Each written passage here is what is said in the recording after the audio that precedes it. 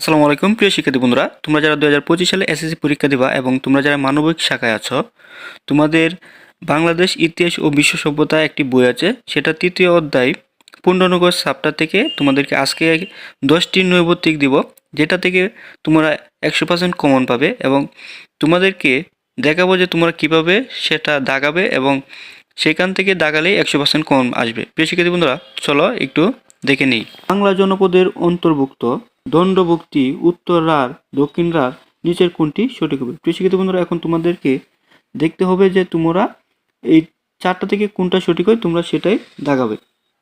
এটা হবে, তোমরা তিনটাই দাগিয়ে দিবে। কুণ্ডনগরের বর্তমান নাম কি? পাহাড়পুর, সোমপুর, বিহার, মহাস্থানগর। মহাস্থানগর হবে। মহাভারতে কোন জাতির উল্লেখ আছে? পুণ্ডনগর। আমরা জানি যে মহাভারতের কোন জাতির উল্লেখ আছে, সেটা হবে পুণ্ড। বর্তমানে বাংলাদেশের যে অঞ্চল বঙ্গ জনপদ নামে পরিচিত ছিল তা হল দক্ষিণ পূর্ব দিকে। বঙ্গের কয়টি অঞ্চলের নাম পাওয়া যায়? আধুনিককালে গৌড়ের অন্তর্ভুক্ত হল লক্ষণাবতী, মুর্শিদাবাদ, বীরভূম। নিচের কোনটি সঠিক? 1 ও 2। বর্তমানে বগুড়া, রাজশাহী, দিনাজপুর ও রংপুর নিয়ে কোন জনপদ গড়ে উঠেছিল? পুণ্ড।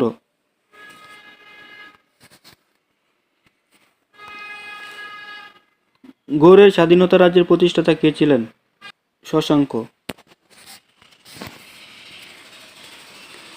মহাস্থানগরের পূর্ব নাম কি ছিল? পুণ্ড।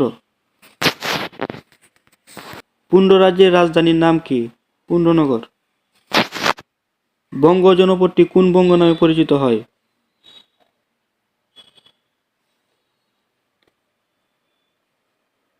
বঙ্গ নামে এক জাতি বাস করত বলে।